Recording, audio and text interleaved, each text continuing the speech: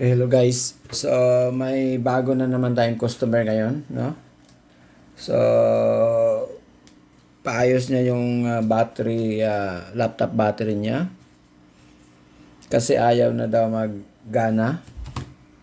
So ang brand nito is HP. HP model it's TNN CV30. It's STNN-CV CB30. Okay?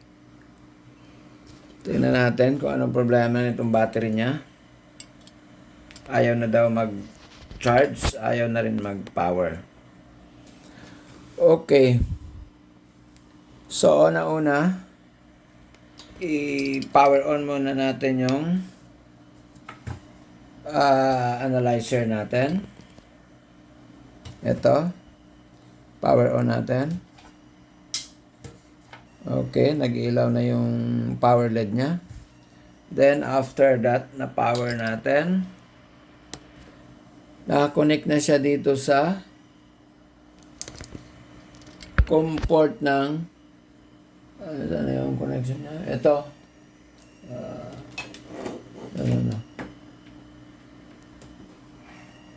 Ito. So, connected na siya sa COM port USB. So,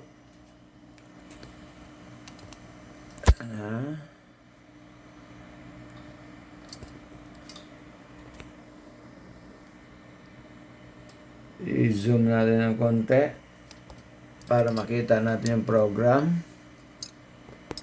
Pasensya na kayo sa holder natin. Gumagalaw, bumababa. Until na wala pa rin tayong kita sa vlog natin guys. For fun na lang itong vlog natin. Okay? For fun, malay mo makatulong din sa mga nagre-repair ng laptop battery or electronics, no? So, i-turn on natin yung program natin. Yan. Open natin. Yung program niya. Makita ba? Ayun. So, konting zoom pa. Okay. So, agree tayo. Accept. Every time na talaga na mag-open ka ng program niya, ganun talaga siya, no? You have to accept. Kasi may mga warning siya dito na just in case mali yung paggagamit mo, so pwedeng masira yung battery or masira yung analyzer mo, no? So, it's a warning. So, accept tayo. Then yan, nag-open na yung program. So, kung napanood nyo yung previous program natin, naka-online itong battery analyzer natin, no?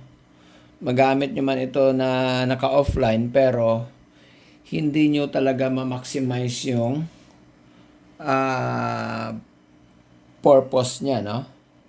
Like, magre-reset ka na naka-lock na battery, hindi mo siya magamit, hindi siya mag-function as to unlock the battery kasi hindi siya naka-online. Ang program kasi nito is kumukuha pa siya doon sa server ng gumawa nitong analyzer. Kaya you have to pay. Kung nakita ninyo, wala tayong pangturo sa screen. Malayo yung screen, no? Hinta tayo ng pangturo. Wait.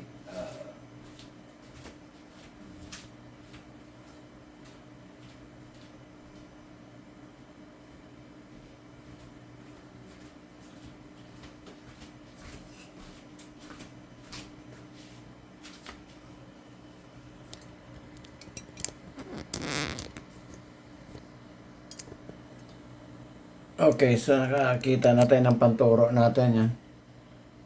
Ito. Antena. Okay. Problema itong holder natin. Dandahan bumababa. Okay. So nakita nyo ito. Nakalagay dito. Connect. Yan. Naka-green yan. Tapos dito sa chip reset. Walang number nakalagay. So ibig sabihin, yan yung yan yung dapat naka-online siya para magko-connect siya dun sa server.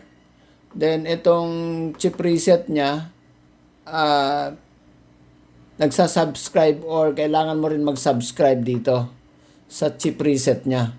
Sa chip reset ng laptop battery at saka yung sa DJI brand na drone chip reset, mayroon din siya. So ibig sabihin, yung DJI drone pala, yung battery niya is nagla-lock din yon, no? So, hindi mo siya ma-unlock gamit itong program kung hindi ka rin bibili ng license or hindi ka magsa-subscribe. So, since hindi naman ako masyado nagre-repair ng DJI drone battery, so hindi ako nag-subscribe kasi una-una mahal din, no? Itong chip reset for laptop battery is mahal din. Nasa mga around 10,000. Kasi more than $200 ang 1 year. Just 1 year na subscription. Okay? So, ibig sabihin, pag nag-start ka, nag-subscribe, is kinakount na yan every day. Dito, kumbaga nag-countdown yan from 365 down to hanggang sa matapos yung 1 year na subscription mo. Dito yan lumalabas. Every day yan. O every time na mag-open ka nito, makita mo yung number of days na remaining mo, no, sa subscription. Ganun sila parang stricto. Masabi natin siguro na stricto dahil palagi mong nakikita kung ilang days ka na lang na nakasubscribe. Pag natapos ka na nag-subscribe or nag-end na yung subscription mo, hindi mo na magamit. Magamit mo pa siya sa ibang application, pero sa pagre-reset ng battery or pag-unlock, hindi mo na siya magamit. Okay? Ganun sila. So, itong device, mahal na, no? Nasa mga around 30,000. Ganito lang, kagaan, no? Parang walang laman. Ilang wires lang yan, no? 6 wires. 3 yung black na as ground, then isang positive, isang clock, isang data, ganun lang, no? So, ito, in-improvise ko lang ito. Nilagyan ko lang ng power switch para hindi ko na yan plug-unplug, para hindi masira yung parang saksakan niya dito sa likod yan. Alright, so yun, regarding dito sa device natin. Now, hindi pa yan naka-connect, naka-green pa yung connect. So, i-connect natin yan. So, again, dapat may internet ka, may internet yung computer mo, kung saan mo iraran itong program niya. So, connect.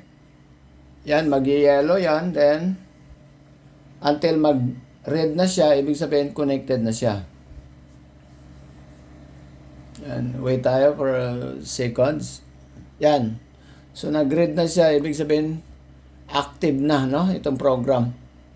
Magagamit mo na yung mga main menus niya dito and other pa. Now, dito, balik tayo dito sa battery natin. Okay. Zoom out natin. So, again, UHP ito. Model, it's STNN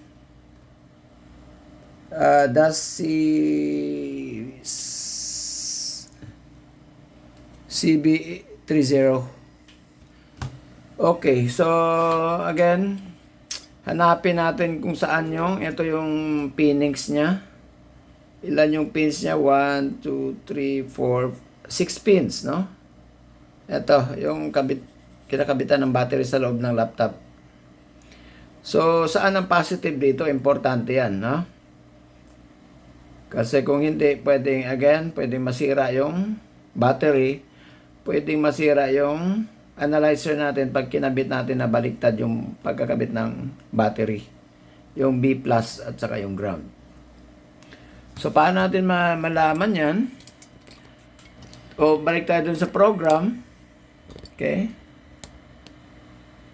Yan. Ilagay natin yung brand at saka model number or product number, pwede rin. So, yung brand niya is HP. By default kasi naka-Acer siya dito, no? So, hanapin mo yung HP. Ito. Yan, ito mga brand at saka yung hanap ng pinout, naka-connect ito sa server nila, no? Kaya kailangan naka-online. So, part number or model number is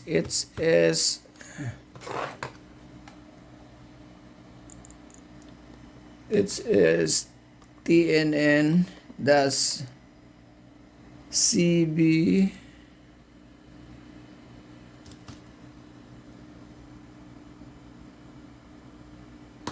ba yan?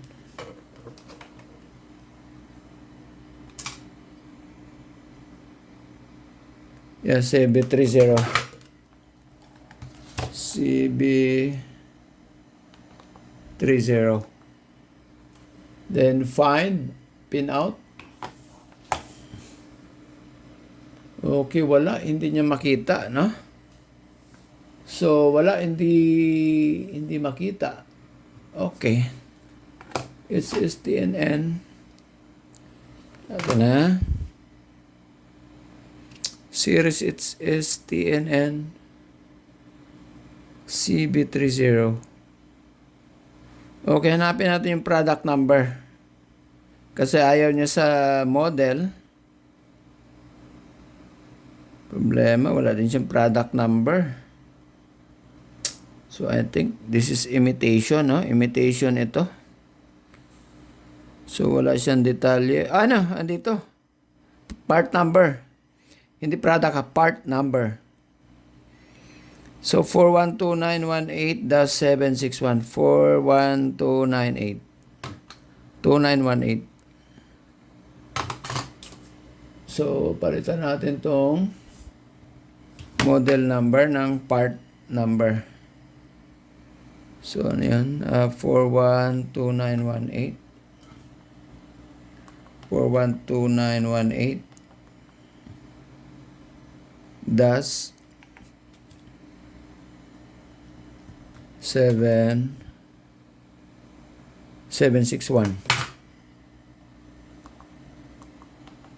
Okay, fine. Wala pa rin. So, meaning, hindi niya supported. Yan yung pinaka-reason bakit hindi niya. So, again, ito hindi rin lahat supported niya, no? Kaya, sa dami ba naman ng klase ng battery, so hindi lahat nakalagay doon sa database nila. So, ang gagawin na lang natin para makita natin yung tamang pinout, no? Hanapin natin yung positive. Yun lang, importante, positive at saka negative. So, gumawa tayo ng pangtusok natin dyan sa mga pins, no? Ito yung manipis, no? So, assume natin na this is, ito yung pula natin, dito, positive.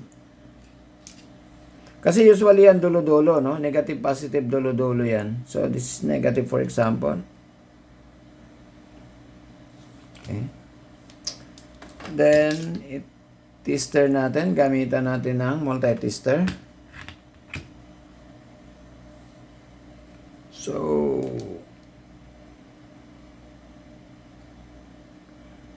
So, nakita nyo, negative. So, baliktad, no?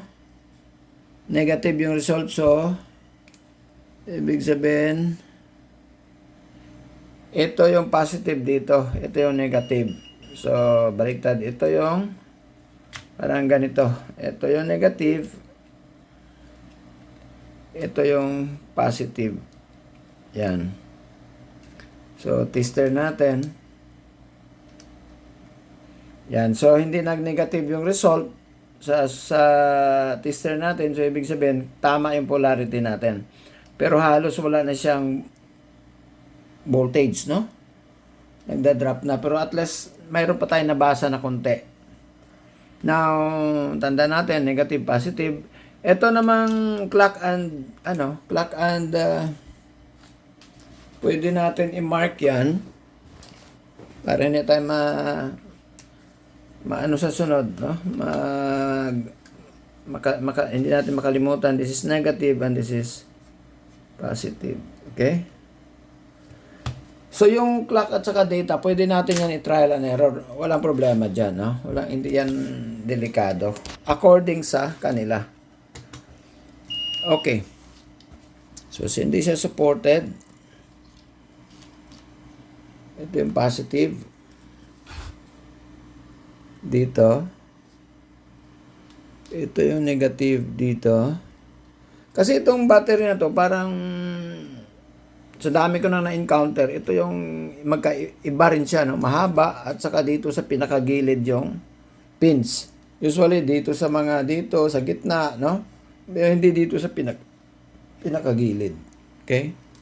Kaya parang unique siya. Then itong clock at saka yung data, pwede natin yan i-trial and error. So, mag-assume tayo na this is data and this is clock.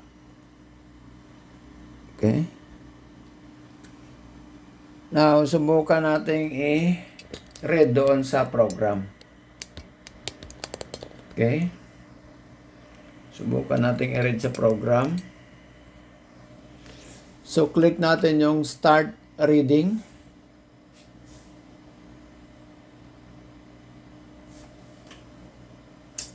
Okay, wala. So, pwedeng baliktad yung clock natin at saka yung data. Kasi yung supply okay na yon, no?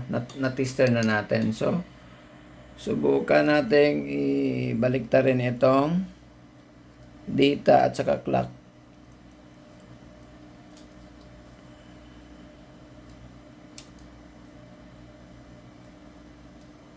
Okay, wala pa rin. So, wala pa rin. Nag-i-scan siya, no? Nagre-read siya. Wala pa rin. Kita nyo yung yellow na tumatakbo. Pababa. Balik sa taas, pababa. Balik sa taas, pababa. Para nag-i-scan siya, no? Binabasa niya. Wala pa rin. So, another option is i-power on natin. Nakita nyo yung power on na naka-green? Kaya, yun yung warning nila na once na pinower on mo ito, ibig sabihin, masusuplayan ng analyzer yung battery. So, kaya be sure na tama yung polarity, no, ng supply. Negative to negative, positive to negative. So, power on natin. Yan, may warning din siya. Kasi nga, pwedeng ma-damage. Okay, i-accept natin.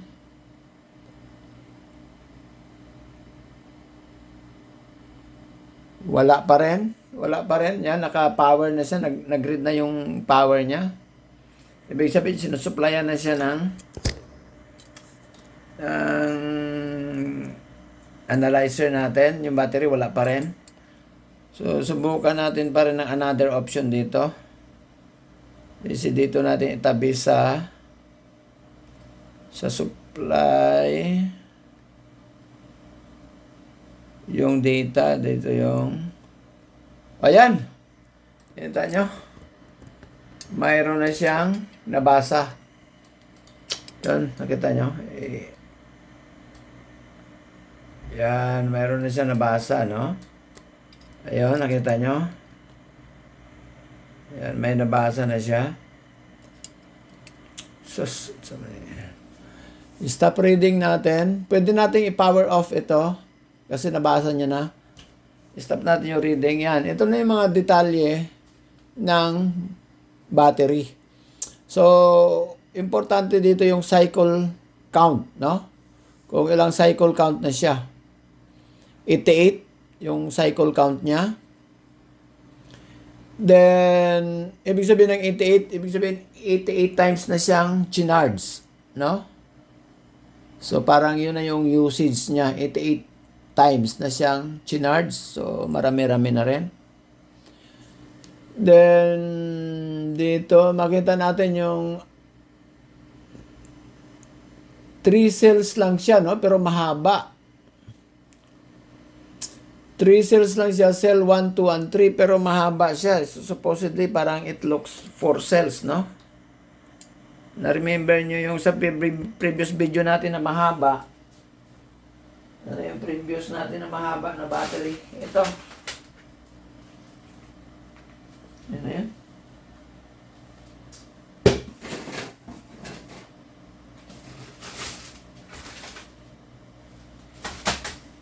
Ito mahaba. Ito. Yan. Ito yung parehong haba nila. It's paren. It's paren siya. So, pero 4 cells ito. Pero ito ngayon, pareho kahaba, pero 3 cells lang siya. I don't know why, no? But mahaba siya kasi kung ganito siya kahaba, kung 3 cells lang siya dapat, kung dito nag-umpisa 1, say, anong size ng battery?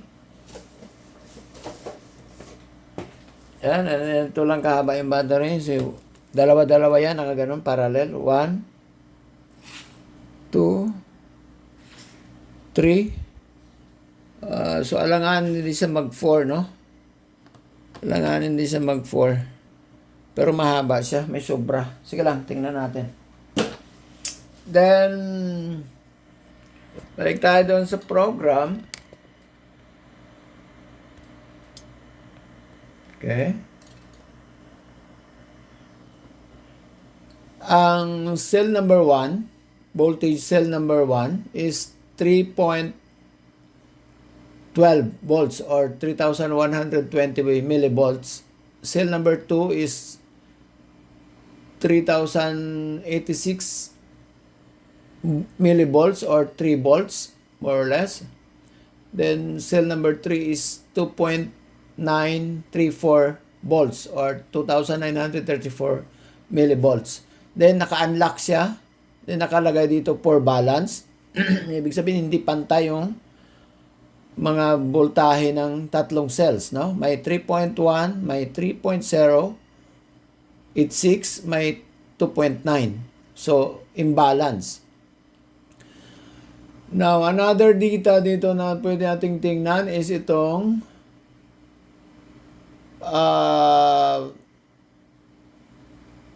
full charge capacity niya is mataas pa naman, no? 466 milliampere hour. So, mataas pa rin yan, no? Then, yung voltage niya is, ano lang, 9.39 volts. 9.139 volts or 9,139 volts. Current niya is, average current niya is 5 milliampere. Current niya is negative 5 milliampere. Mababa. Then, tingnan natin dito sa read static data. Ano pa yung ibang program sa loob or ibang detalye about this battery, no? So, nakalagay dito, design capacity is 4,000 milliampere hour. Okay. Design voltage is 10.8 volts or 10,800 millivolts.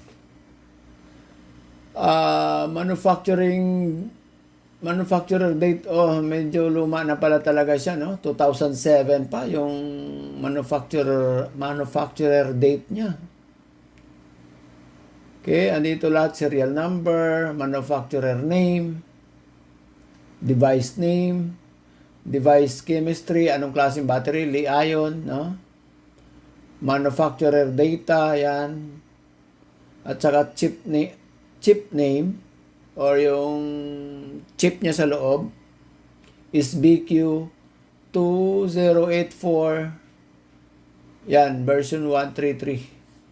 So, yun yung mga makita natin.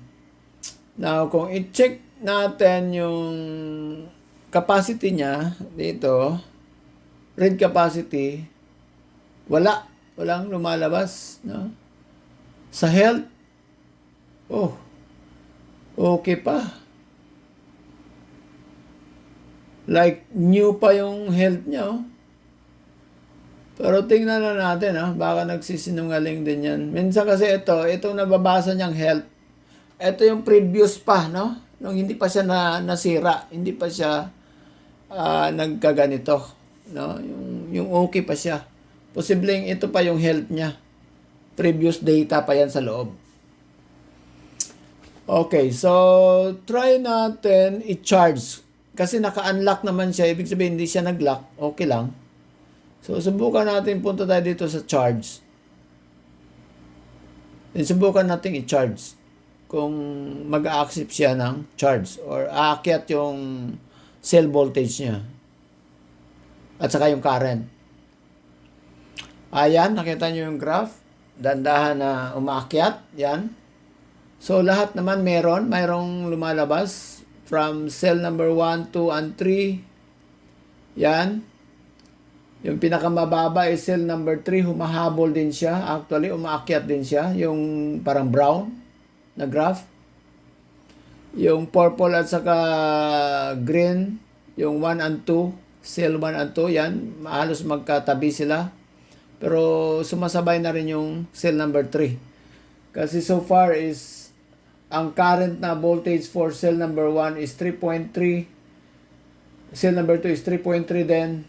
And cell number 3 is 3.2. So, a matter of 0.1, no? Ang difference. So, ibig sabihin, okay pa ito, no?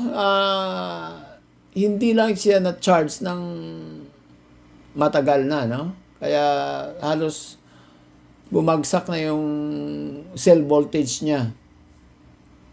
Then, yung current niya, umakyat din. Yan, yung blue. Yan, umakyat din siya. So, tumataas din siya. Yan.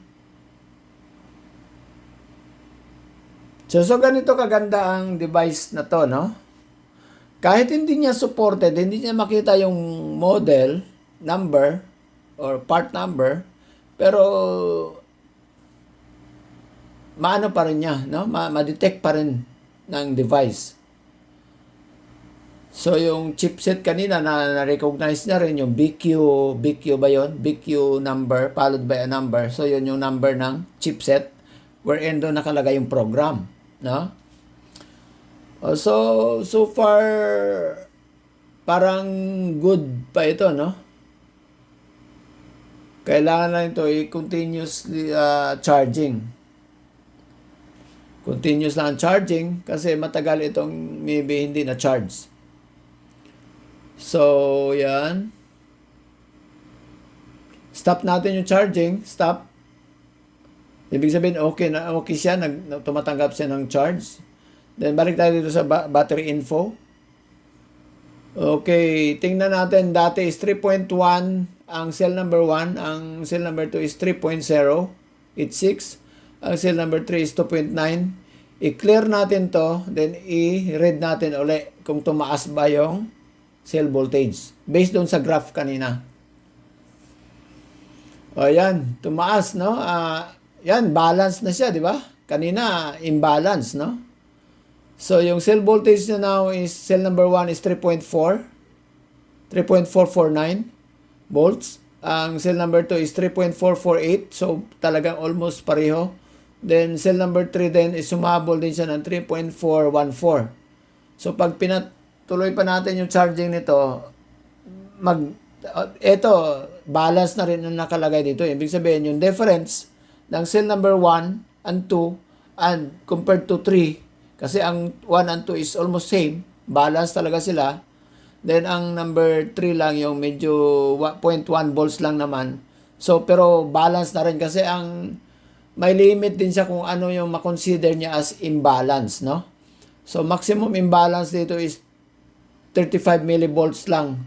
Cells 1 and 3. 1 to 3. So, maliit lang. So, ibig sabihin, considered pa rin yun as balance.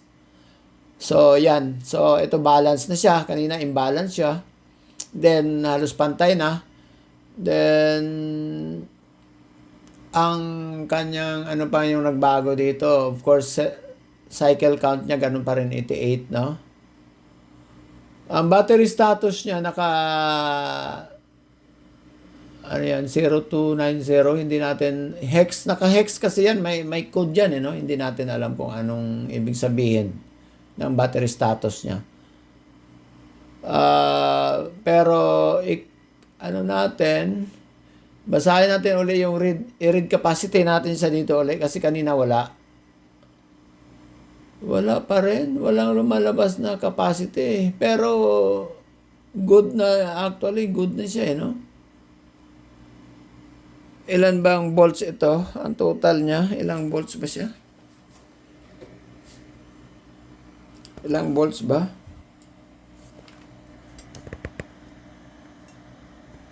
Natin ilang volts?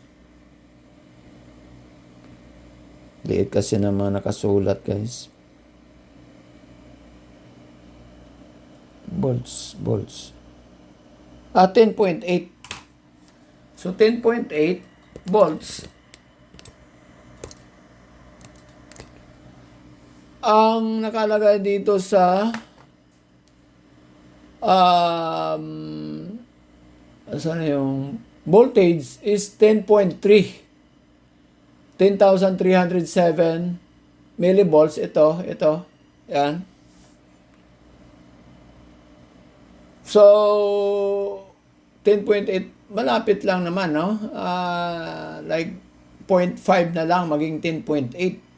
Right? 10.3 ito no? 10.307 volts. So, pero walang lumalabas na read capacity. Wala. Pero yung health niya, I don't know kung pareho pa rin to.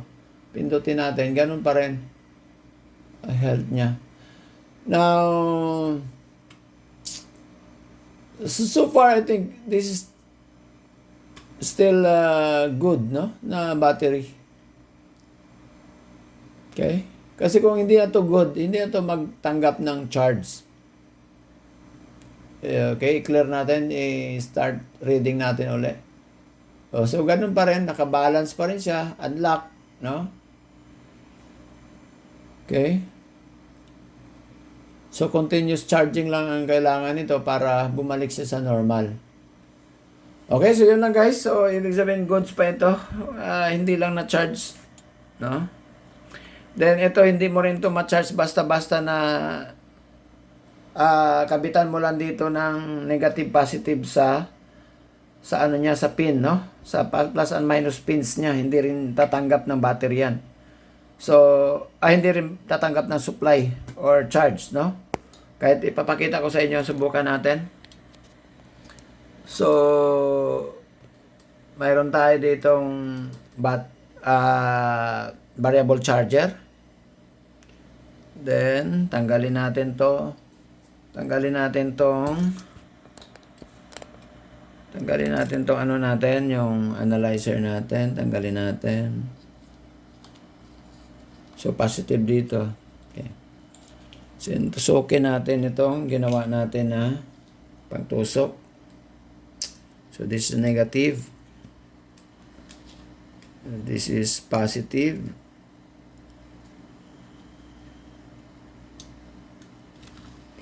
So, kung tatanggap ito ng, so, dapat yan, bawasan natin yung supply to 10.8 man yung supply niya, yung voltage niya. Baka natin ng mga 11 volts. Yan, mga 11 volts. Then, ibaba rin natin yung current niya. Kasi maximum current itong ano ko. Ito yung clip niya, no? I-short natin yan. Kasi maximum current nitong supply natin is 5 amperes. So, medyo mataas-taas yan. I-short natin. Then, i-drop natin yung current. To like, mga 1.7. That's good na. Okay? Para hindi naman subrahan yung battery natin. Then, so, 1.7 amperes, 11 volts. So, subukan natin i-connect dito ngayon sa battery. Ito yung plus.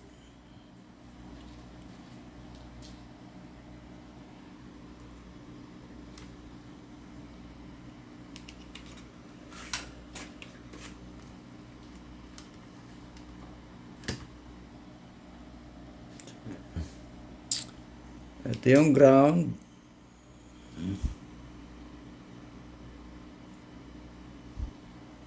So, nakita nyo? Yan, na-connect na natin. Positive, negative. Nakita nyo, nag-react ba yung supply natin? Wala. As if nothing. So, kasi kung nag-react yung supply natin, lalabas yung ilang amperes yung charge niya, ilang watts yung power. Pero walang reaction yung supply natin. Ibig sabihin, hindi siya tumatanggap ng basta-basta ng charge galing sa external charger mo, no? Na basta mo na lang i-connect dito sa plus and minus pins niya. Okay? So, kailangan mo talaga idaan sa proper na charger na yung ganitong device natin, or i-connect mo siya, ikabit mo siya sa laptop, then doon mo siya i-charge. Kasi yung laptop, naka-design din yon para i-charge itong battery. Then, pero subukan natin, malay mo dito, subukan natin i-connect yung, baliktarin muna natin tong ano natin baliktarin natin. Ito sa kabilang side. Itong 4. Ito yung negative. Ito yung positive. Then, i-connect natin yung positive dito. Okay. Negative dito. Okay, yan. Negative, positive. Yan. So, wala pa ring reaction yung supply natin. Yan. Wala pa ring reaction. So, subukan natin. Minsan kasi kailangan mo parang i-trigger ng ground, no? Itong green, naka-ground din ito. Subukan natin itusok sa parang, ano niya, parang tawag dito. Parang ano mo siya, i-trigger, i-unlock, parang ganun din, no? Mayroong mga ganun eh. Subukan natin dito.